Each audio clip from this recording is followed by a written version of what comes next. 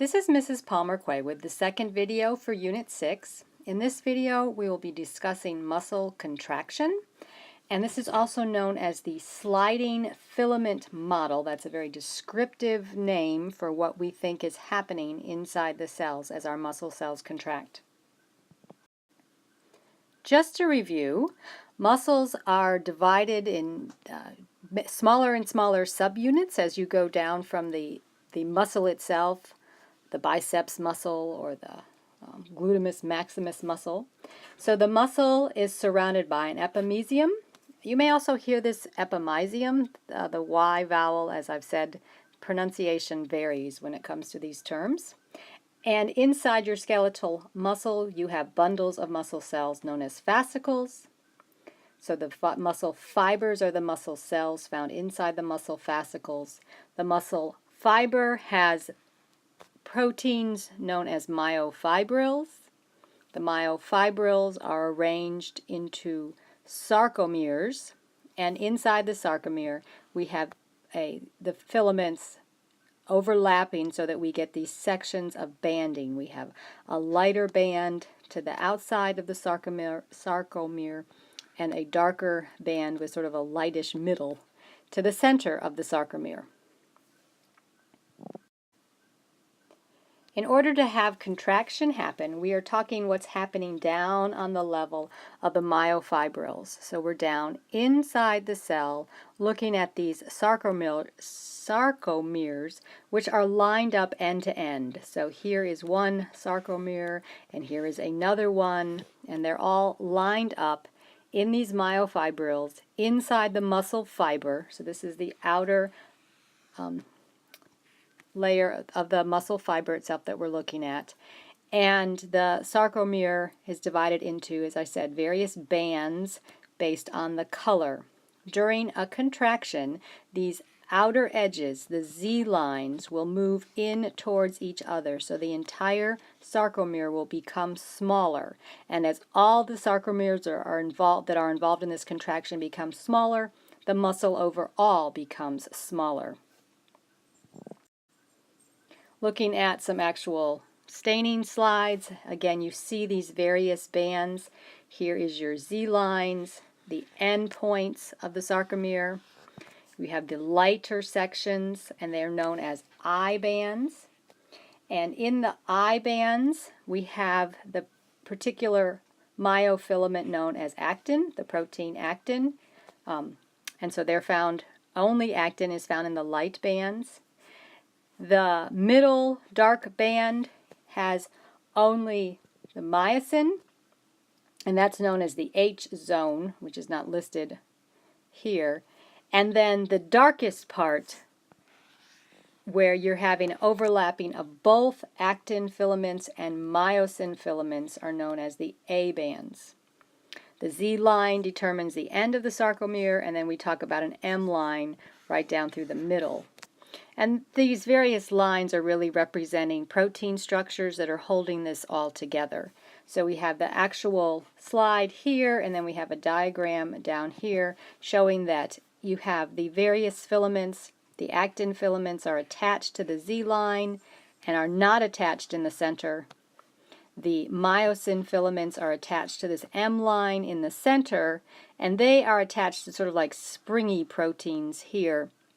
And so they are able to, the myosin filaments can move in this direction, and the actin filaments can move in that direction in contraction, and the two Z lines come closer together and the whole muscle contracts.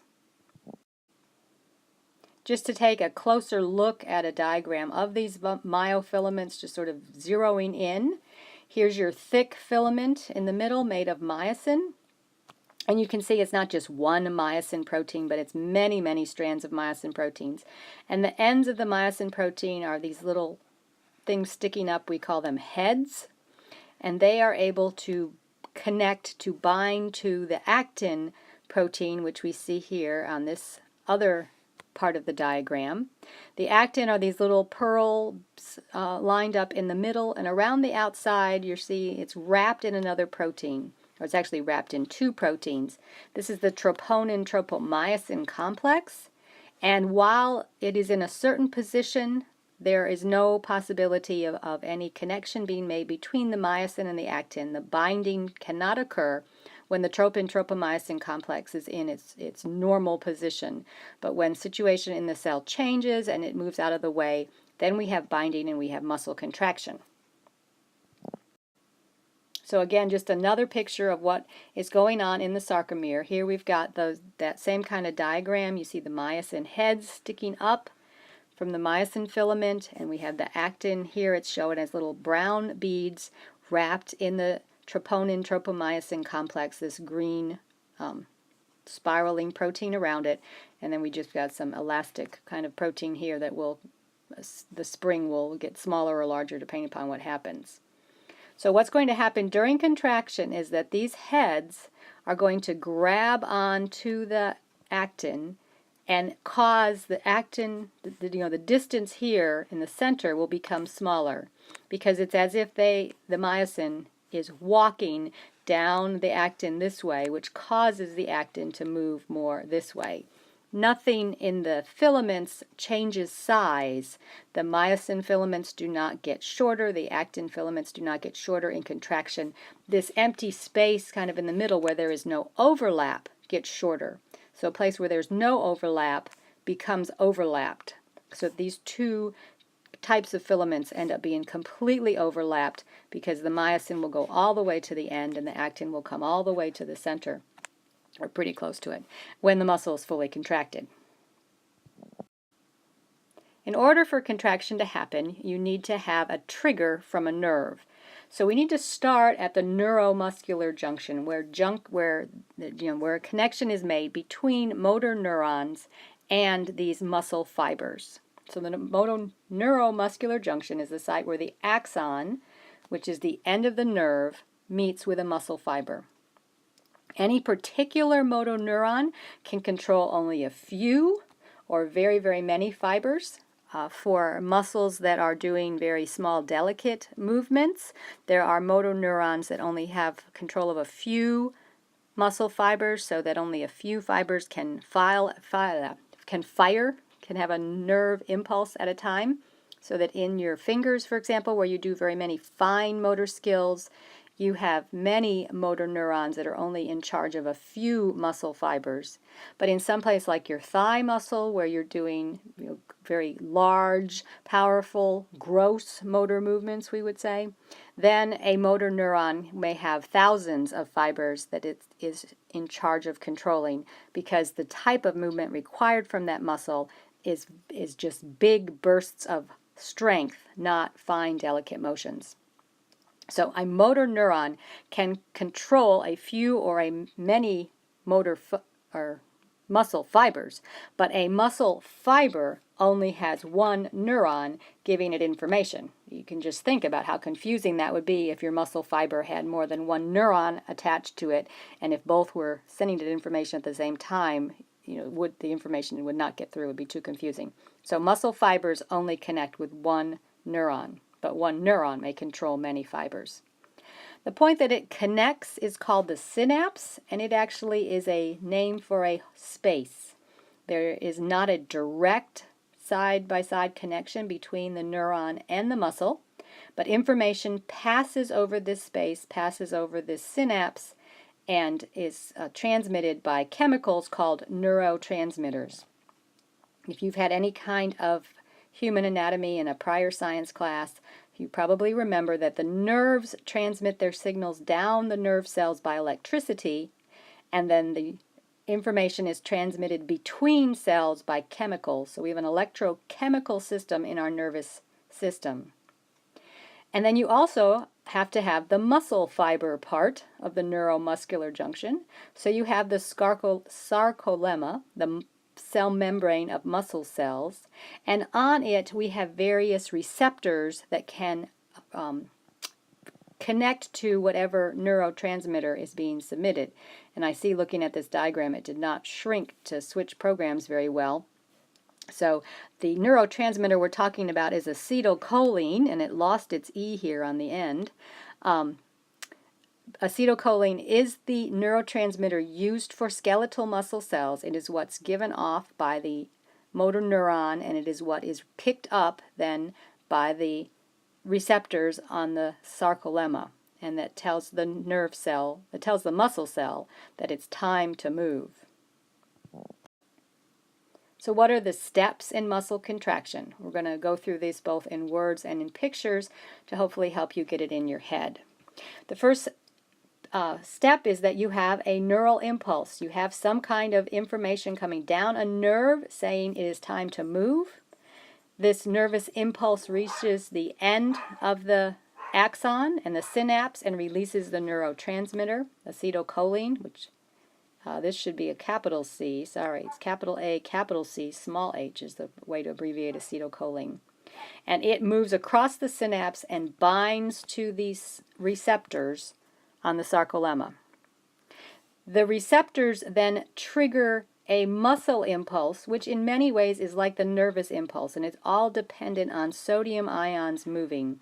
I've mentioned previously that we'll learn about sodium ion pumps that are moving against the concentration gradient by active transport, pumping sodium ions out of the cell. The nerve impulse, which then is translated to a muscle impulse when it moves the muscle cell, changes the cell membrane, the sarcolemma, to allow the sodium ions to flow back in passively with the concentration gradient, and this is the trigger then. This movement of sodium ions travels through the muscle fiber down the T-tubules so that it can go into, from the T-tubules connect transversely through the muscle fiber, and so the sarcoplasmic reticulum receives the message that it is time to contract. The muscle impulse, again, this sodium ion movement, causes calcium channels to open in the sarcoplasmic reticulum. Normally the sarcoplasmic reticulum also has a pump. It has a calcium pump, and it's pumping calcium into the sarcoplasmic reticulum against the concentration gradient, and so they're sort of piling up there inside the sarcoplasmic reticulum. When the ion channels open, calcium floods out and triggers the next step. So here's a picture that tries to show that whole thing. A nerve impulse comes down, it releases, these are our vesicles that contain the acetylcholine that are just sitting there waiting, ready to be used at the end of the axon. The electrical signal comes down, they use endocytosis to move to the cell membrane and fuse with the cell membrane, open up, distribute the various pieces of, or the molecules of acetylcholine. They travel across the synapse, connect with the receptors on the sarcolemma. They then change the, open the sodium ions, and so sodium flows in, which then this particular impulse travels through the cell, down the T-tubules here, into the sarcoplasmic reticulum, and it then moves its calcium, opens the calcium channels, and the calcium flows out into the sarcoplasm that will then be surrounding the myofilaments that are going to actually do the contraction. So when the calcium ions move into the muscle cell itself, they find the troponin proteins in the sarcomeres. And troponin has a place where calcium can attach. When there's an abundance of calcium, all of the spaces get filled, and adding the calcium to the troponin molecule causes the whole molecule to shift, so that the troponin and tropomyosin complex moves so that the binding sites are now available. They have been hidden by this protein when there is not calcium there to open the door. But when calcium ions come in, then they bind with the troponin, and it shifts the shape of the protein to get it out of the way, and the binding sites are exposed.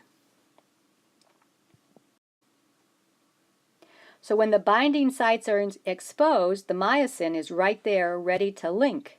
As soon as it can, it forms linkages, and then through the action of ATP, the movement happens. When it has linked together, we call that a cross bridge, and the actin will be moving more towards the center as the myosin walks its way by repeatedly connecting to binding sites and then releasing and then connecting to another binding site and then releasing, so that at the end result here we see contraction. The whole myofilament has shortened, the sarcomere has shortened, and as all of the various sarcomeres are involved in this in a particular muscle cell, the entire muscle cell will have shortened.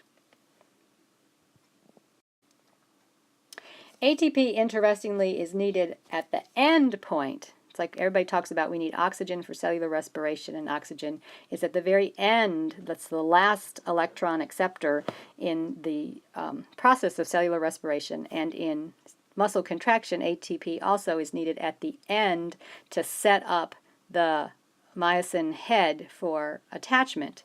So we're coming in on step 1 here. The myosin head has split in ATP, and it's ready to bind. It's in the correct position here to bind with the actin. The myosin connects and forms this cross bridge, and then the whole thing shifts. Now this would be a piece of myosin that would be on the right hand side. So we've got our little sarcomere. I kind of imagine, you know, how the sarcomere is put together. This would be one that's on this side. So as it's bending over this way, it is walking to the right down the actin molecule. So it's causing the actin molecule part of the sarcomere to kind of move to the left. And so this bends slightly towards the center, moves the whole system to become shorter, and then ATP attaches to the myosin head and causes it to detach, become no longer attached to the actin. So as long as there's calcium levels high in the sarcoplasm and ATP is available, this head, the myosin heads, will continue to attach and then move and then detach and then move forward again and continue to shorten up the muscle. I'm sure you're all aware that when something dies, it experiences rigor mortis. And rigor mortis occurs because of this process. As I said, calcium is normally being pumped into the sarcoplasmic reticulum. It's moving against the concentration gradient, and all those pumps require active transport, which require ATP. And so when something dies and ATP is no longer available, that calcium pump is no longer available, so calcium floods the muscle cells, and the muscle cells then the myosin are able to attach to the actin molecules because the calcium is present. But there's no ATP present to detach them, so the muscles just lock wherever they are until the body has degraded to a point, several hours later usually, when it has unlocked just because of enzymatic activity for decay. So rigor mortis is due to this process. It's because we don't have a calcium pump to keep the calcium out of the cells, and the default position would be myosin attached to actin. You need to have ATP to detach. So if you need ATP to detach, or you need ATP just for the whole system to happen, where does it come from? There is a tiny, tiny, tiny amount of ATP available in storage in the cell. You know, you always have a little bit there that's not being used. So that can be used immediately.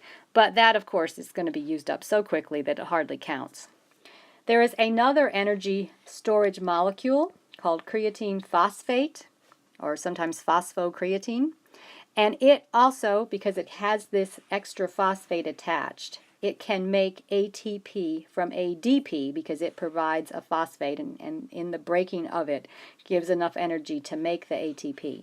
So the first step really is that ATP is harvested from creatine phosphate. But most of the ATP for muscle contraction comes from cellular respiration, what you have learned in biology as being the source of ATP. Either aerobic cellular respiration, which gives you lots of ATP, but it takes a little while to happen, or anaerobic cellular respiration, which doesn't produce a whole lot of ATP, but it happens much more quickly. So it really all depends upon what kind of activity is going on, where your muscle cells are going to find the energy. If you are doing something, you've got a burst of heavy activity, you need that muscle strength right now, right away, then your body will go to the creatine phosphate, or in this chart it's the phosphocreatine, breaking the extra bond of phosphate to make ATP from ADP and power the muscle. If you're doing light activity, you're not working too hard, or you're just kind of sitting around, you know, you're always doing something with your muscles, so there's always being some production of ATP needed for muscles, well then your choice would be aerobic, cellular respiration. So this bottom arrow is aerobic. See if I can write with my little stylus. And so of course you know that the end product, one of the waste products of aerobic cellular respiration is carbon dioxide, which you need your respiratory system going to bring the oxygen in and the carbon dioxide out.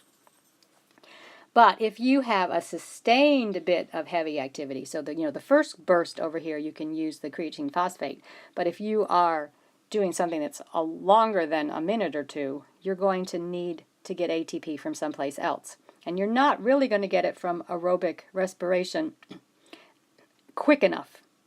So you have to depend on anaerobic. So this other arrow on the top is anaerobic respiration. And if you remember that one of the products of anaerobic respiration is lactate.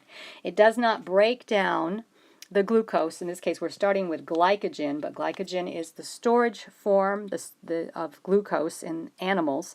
So glycogen is broken down to glucose. It's acted on through anaerobic fermentation, and lactate or lactic acid is one of the end products. You're not neatly putting it down to carbon dioxide and water, but you're producing lactate or lactic acid.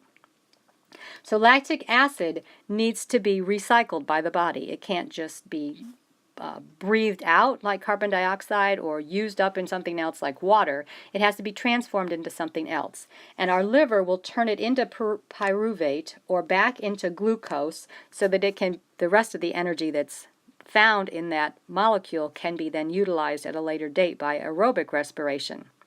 But this process takes oxygen. And so when you exercise, you are accumulating some level of lactate or lactic acid that needs to be taken care of. It can't just sit around in your body. It needs to be disposed of. And so in order for that disposal to happen, you need to use oxygen. And so you end up being, after exercise, your body is in what we call oxygen debt. And that is why you still experience heavy breathing after you have finished exercising, because your body still needs a higher amount of oxygen. And really the oxygen debt, the reclaiming of the lactic acid and recycling it into pyruvate or glucose does take a couple hours after exercise, but you sort of have an immediate need that you need to take care of right away, and then more slowly you go back into balance. So this is also related to something called muscle fatigue. Muscle fatigue is when your muscle does not seem to be able to contract anymore. It just won't work. This can come about because you've just run out of energy sources. You have no more, in extreme cases, you have no more glycogen available to break down into lactic acid.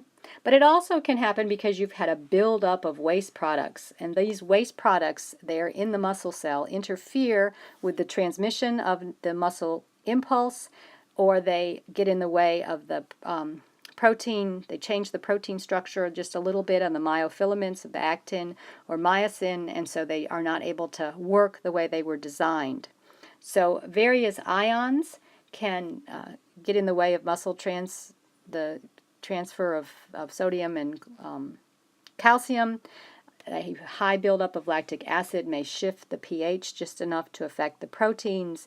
We don't know completely all of the ways that this is all interdependent, just still learning quite a bit in this area.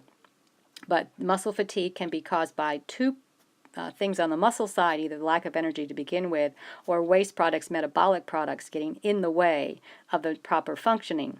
You can also have muscle fatigue happen because the nerves are not able to sustain the impulse. And this is often seen with beginner strength trainers who are trying to work very high levels of weights, high resistance.